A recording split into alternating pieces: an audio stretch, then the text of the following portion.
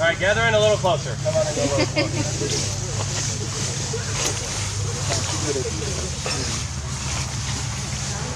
All right, we have another 5 to 8 people that are making their way over here. And I thought, just to open our hearts and minds for today's ceremony, I would share a funny story, just to see if we can get some giggles before we get this thing in motion.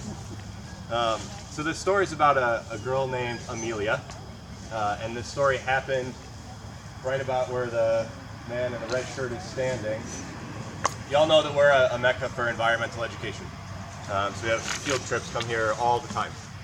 And it was a day like most other field trip days, and the big yellow school bus came in off the road, and the kids are all glued up against the windows. They're all screaming. You know, it's spring. They're out of school, and all the educators are out, also screaming. You know, the kids are here. It's time to educate. And it was a big group, a group of about 60. So they all get off the bus and they do what we asked them to do, which is to get into much smaller groups so that they are accessible to our teachers. So as they're filtering off the bus, I see that they're all wearing name tags. This is not normally the case, but it's really nice. So they all have name tags on, and they all get into lines. And Erica takes a line, and Araya takes a line, and Marcia takes a line. And we're walking down this way, and I can see that one little girl in my group doesn't have a name tag on. And I can also see that she has like a little fire in her eye. And she comes up to me, and she says, I introduced myself as Mr. Coyote. So she comes up to me and she says, Mr. Coyote, do I really have to wear a name tag? And I said, sweet, I'm not your teacher. You can do whatever you want. But how are we going to know what your name is? And she said, oh, well, I'll just tell you. I said, okay, well, what's your name? She goes, it's none of your business. And we walked along. It's a true story. It turns out her name is Amelia. I was just going to say, we'll get to the part. How'd you find out her name? We became friends eventually. None of your business. Those are always the best. Honestly, those are always the best. Well, thank you all so much for being here for this day of celebration, this day of peace, this day of planting, this day of friendship. It is a great honor today to open this ceremony with the introduction of Mr. Ron Patterson of the Oneida Indian Nation. Ron will be sharing with us a land acknowledgement to open the ceremony, and then we'll also close the ceremony with the planting of a white pine today.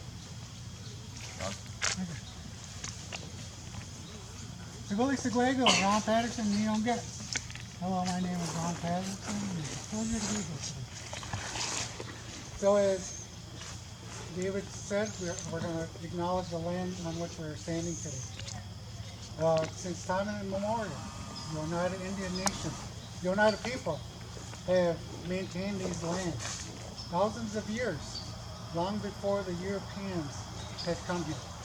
Our people were instructed by the Creator to maintain and protect these waters, these lands, because everything that we nourish and we hold deeply in our hearts are loved ones. We cannot exist without the lands that we stand on. And was never our intentions as the custodians of this land to hoard this land and try and keep it to ourselves. When the Europeans came to this country, we said, we have a spot next to us.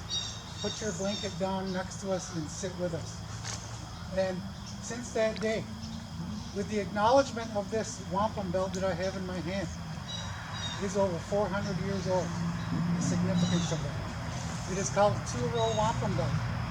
And in this belt maintains the perspective of the indigenous people and the non-indigenous. That we will live side by side with one another. That these are two rivers of life flowing side by side. And one vessel is the indigenous people in their canoe. In the other river is the non-natives in their vessel sailing side by side. And the agreement was that we would never step our foot into their vessel, and they would never step foot into our canoe, guiding or directing our canoe. So side by side, for hundreds of years, we lived side by side as neighbors and in peace. They said, for as long as the grasses grow and the sun shines and the waters continue to run, we will honor this agreement with our neighbors. And to this day, we still maintain that agreement. So I want to make sure that everybody recognizes that the Oneida Nation is here as neighbors, as partners, and we still continue to do the original instructions to continue to protect and be the custodians of this land. Thank you.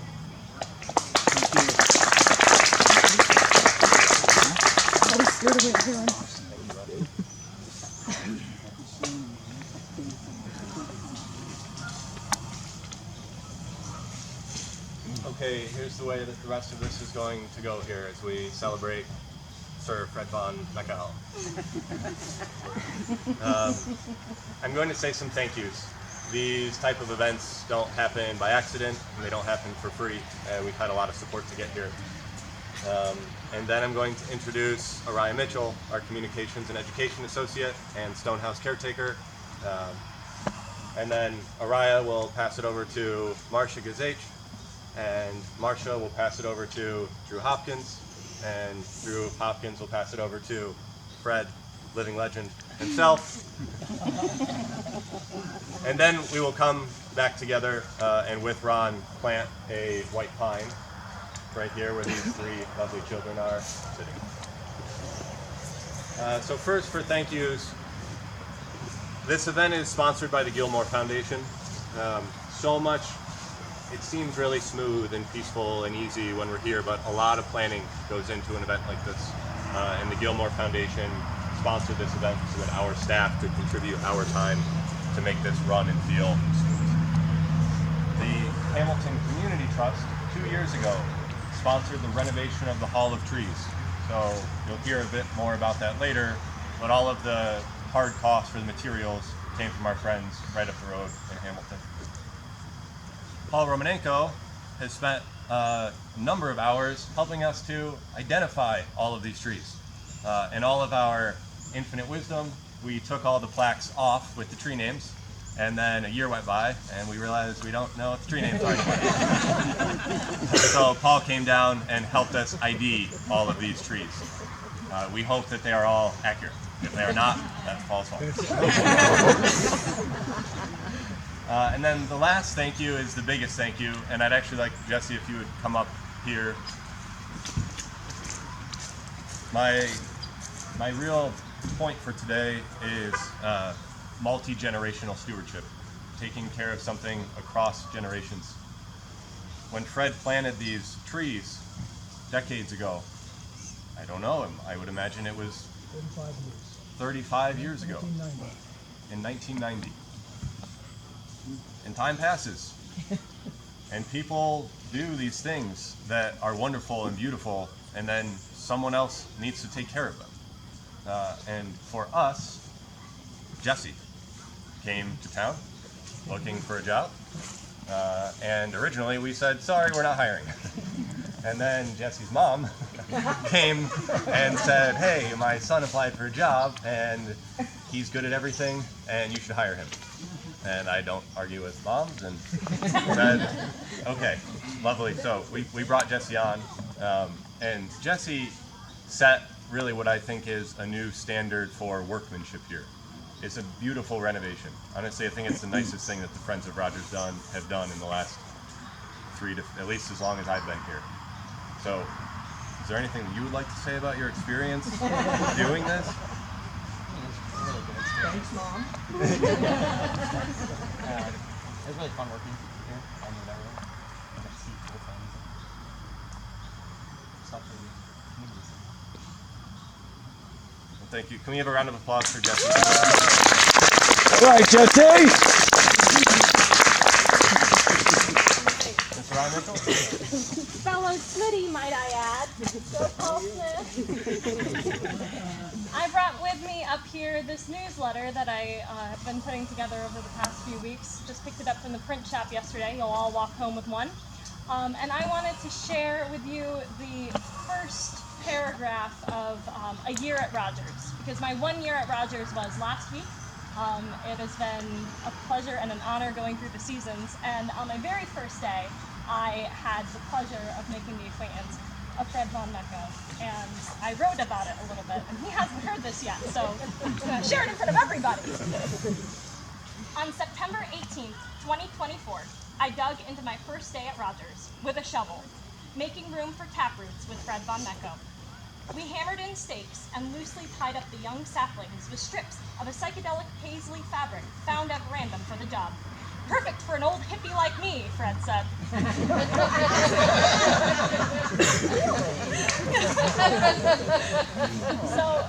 And I think it's so wonderful and symbolic that those trees that we planted my first day are growing right along with me at Rogers. And I'm so grateful that Fred has been a guiding force here, coming into the fold,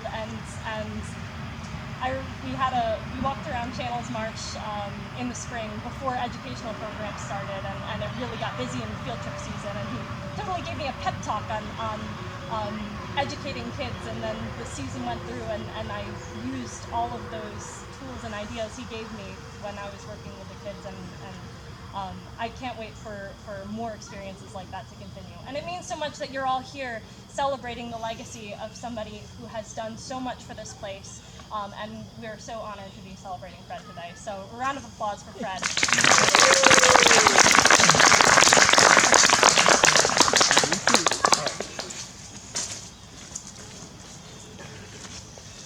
So I have had the honor of working with Fred for all of his years at the Rogers Center. Fred came to the job, he was ready to go, he took off, jumping, running, and he was a Cortland grad, he knew how to do the programs, he knew how to do interns, and there was training for the interns, and there were training and experiential moments with the interns, and then Fred did an amazing job of keeping in touch with all the people that had encountered the Rogers Center over all those years, and several of you are here today in a variety of capacities, and that's just one of the very beautiful things that Fred was able to bring to the Rogers Center. We worked as a very tight-knit team. Our families knew each other.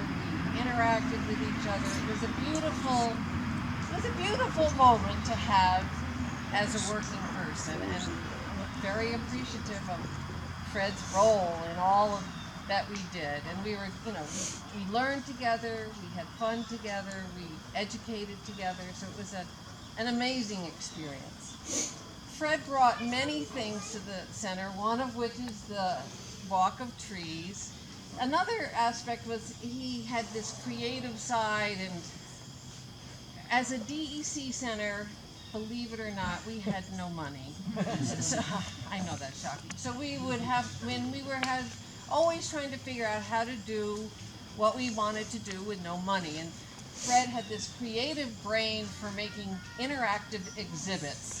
And he would have this idea and execute it, and they worked. They were hands-on environmental exhibits, and it was just a beautiful addition to what we were trying to do.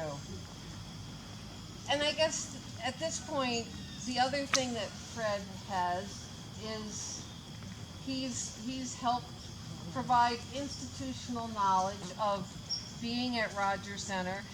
And I suspect there are times when that's not wanted, but so far they've all pretended that they like this institutional knowledge. So we're still, several of us are still here. I think let's see what else I have. And I guess the thing that I want to just leave with is, so Fred got retired at a time when it wasn't his choice. There were several of us who got retired at a time when it wasn't our choice.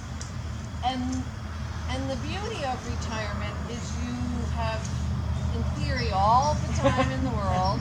But it's a time to stick with your passions. What are you passionate about? And I think this Hall of Trees is just a testament to Fred's passion for educating people, for planting trees, for just spreading the good word. And Fred's done it, and he continues to do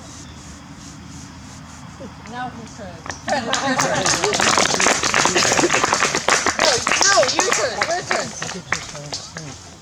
First, ladies and gentlemen, I would no. So I had the great fortune of meeting Fred in 1991 at a court in Cortland at a recreation conference, and he was looking for people to be interns as well as spreading his institutional knowledge among the environmental or would-be environmental educators.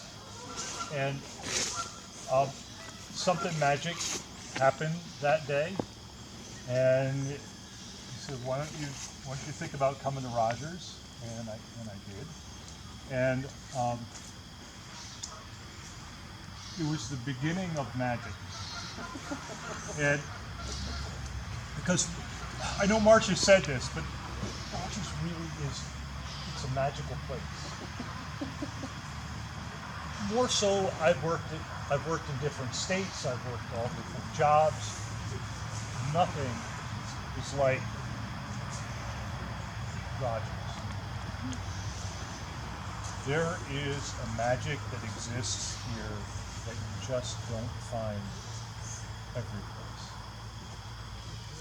And some of that we can attribute to the land, and some of that we can attribute to the people who walk on that land. And Fred was one of the magic walkers at Rogers. To break it down for younger folk, so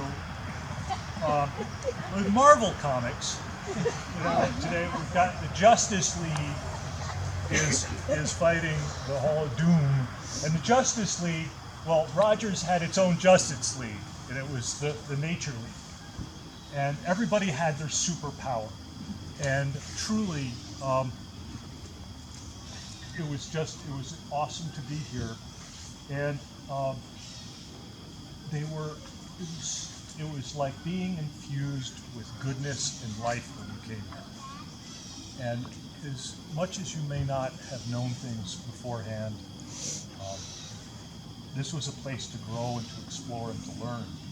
And one of the ways you learned is you were allowed to talk. As an intern, you were allowed to come up with ideas and explore your brain, which a lot of places as an intern you don't get a lot of exploration. And Fred kind of was, he fostered that growth in the interns, and then so you would come to Fred and he would go, "Oh, no."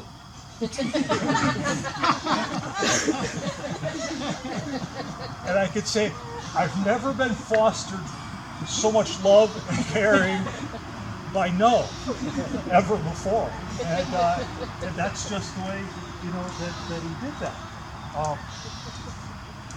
But he's a weaver.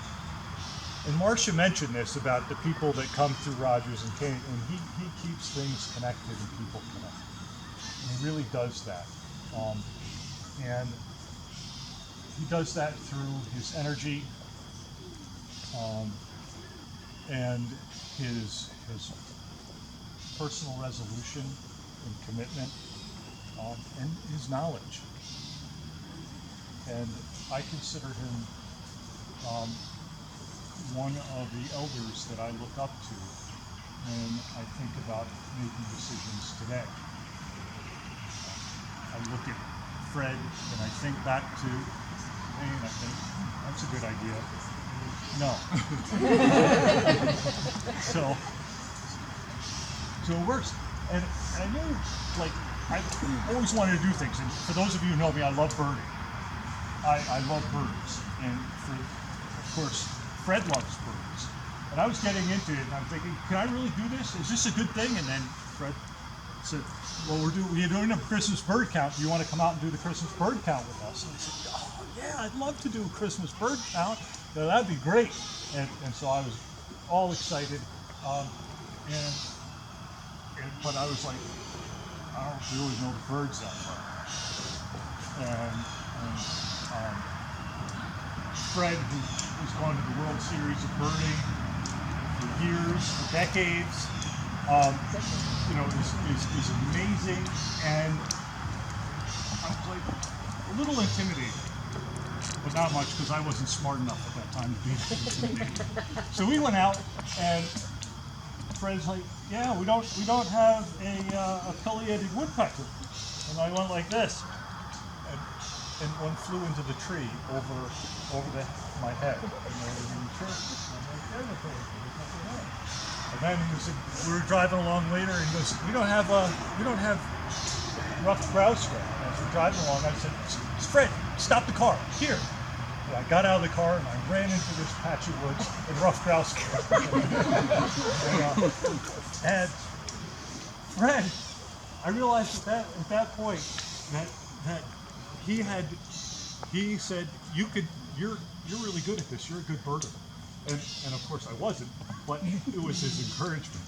And from that I took that I had finally started to understand that I could look at habitats and I could see that certain things live in certain habitats, and I could differentiate start to differentiate what those habitats were. And it has given me a lifetime of joy. So thank you for stopping the car and letting me run out to do that. It's amazing that Fred, even though I don't get to see Fred all that often, just having him in the back of my mind, knowing that he's existing in this space, in this world with me, knowing that he's working on good things, he's being true to himself and passionate about the things that he loves, which are also passionate for the things that I am passionate about. It allows me at times when I'm struggling with decisions to know that he's here, he's got my back. And 30 years later, I still know that that's the case. I can't tell you how much that means to me as a person and as a professional. So, I leave you with this blessing. May you go with his sense of purpose, with his friendliness, his wisdom. And if you want to do something, no. I feel like I have an incredible amount to live up to now.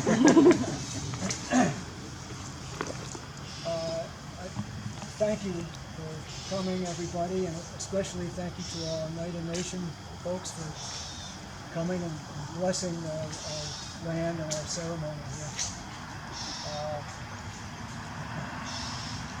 I may have had the idea for planting these trees here, but I can't take all the credit for it, because it takes a team of people to do projects like this. And with Marcia's exceptional leadership, fostering a sense of teamwork among all of our staff, which included Marcia, me, our dear departed Laura Carey, Frank Beninati, who thankfully has been able to show up here, and Amy Kokum, and Krista Caesar, I don't think is here, right? But anyway, I'm sorry, Darlene, yes. We had an incredible staff dynamic. Everybody was supportive of everything that everybody else did.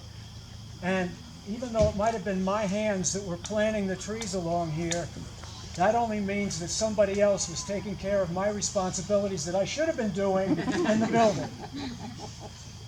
So, anyway.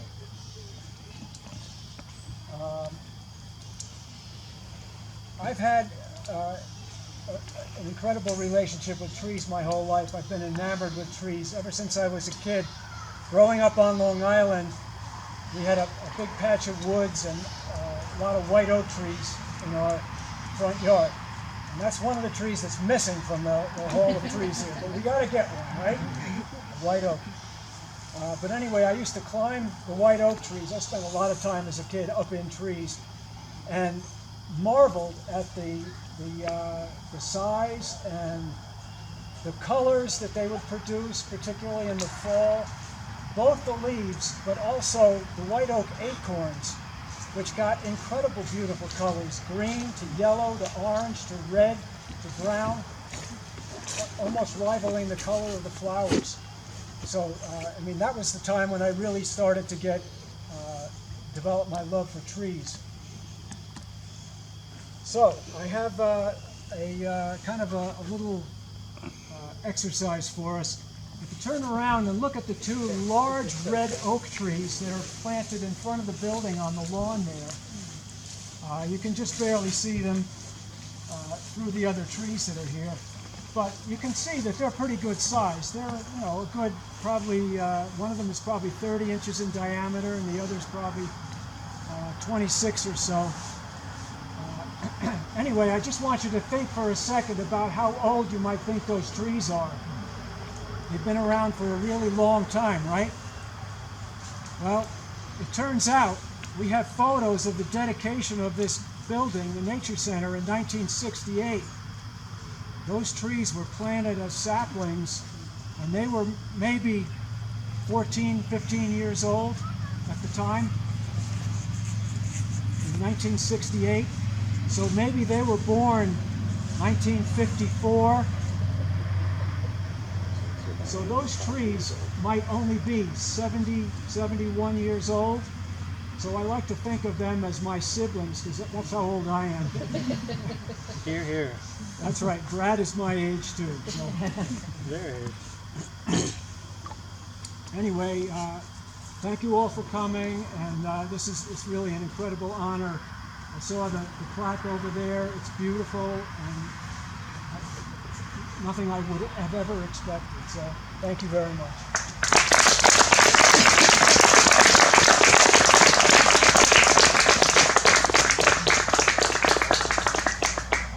Thank you very much to all of those who came up to speak. Thank you to Fred for planting these trees.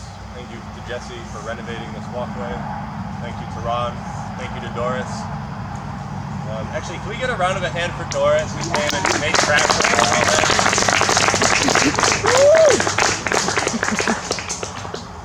It would really not be a ceremony celebrating the planting of trees if we did not plant the tree.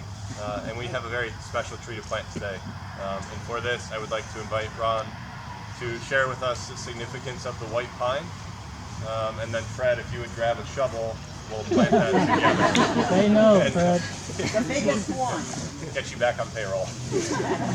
Oh, really? So, one of the most important things about the white pine is it goes about 1,000 years back for our people. That when what we refer to as the Great Law was conceived, and it united all 5 of our original nations together. What they agreed to do was take that white pine, they uprooted it, and where the pole of that white pine once stood, they took all their weapons of war and placed them in there, saying that we're going to significantly bury the weapons of war against one another. Until even today, you still hear that. Let's bury the hatchet. That means we're forgiving one another and we're going to live in peace. And by planting this tree today, we continue our neighbors and our friends at the Rogers Center and the Oneida Nation by planting our white pine, our tree of peace, as we call it in our culture.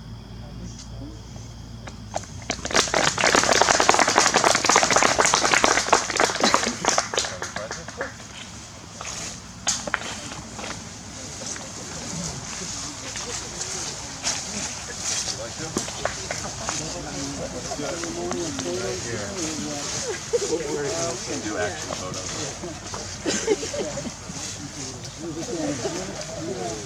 Put it right around here. You dig the first spade. Hit a rock. Oh, yeah. It doesn't take. Come on, 2 feet. I know. Yeah.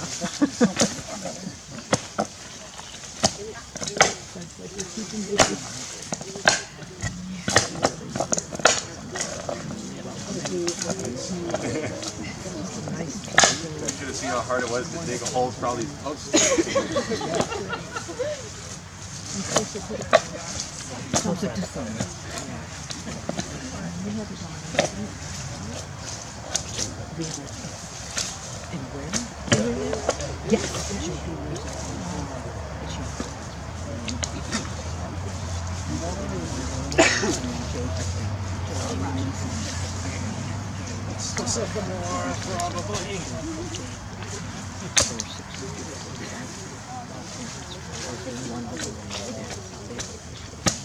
There's also old buckthorn roots. That was buckthorn right there. That's what these are. They're not serving any living tree anymore.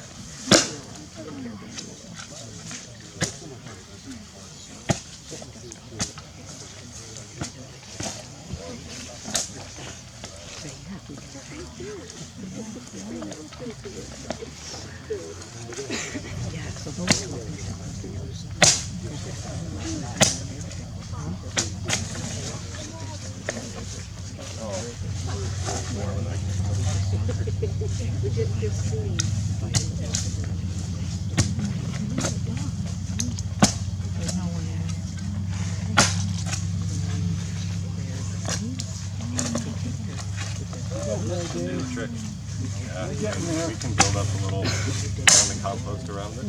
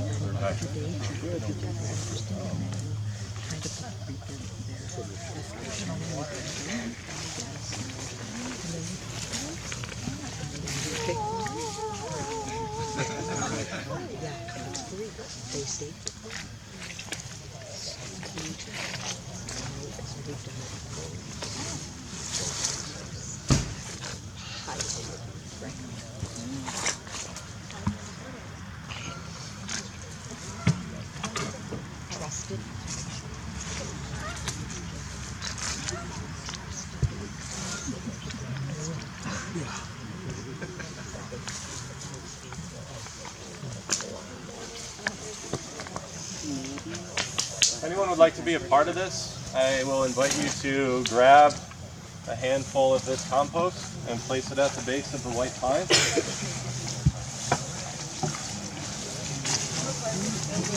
It's all get dirty. Yeah.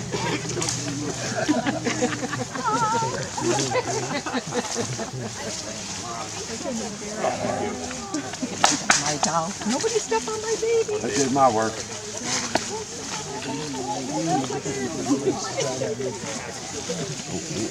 Oops.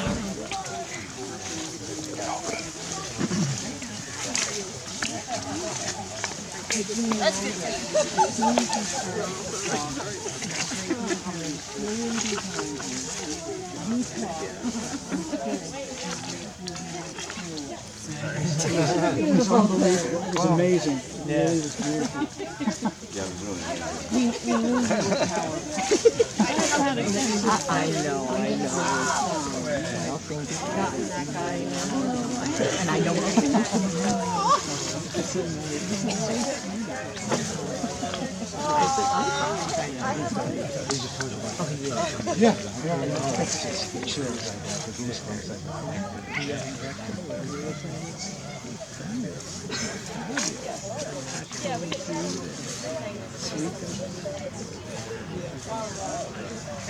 right, thank you everyone. There's cake in the outdoor classroom. You're welcome to hang out as long as you'd like, or until 6. We'll see you all over there.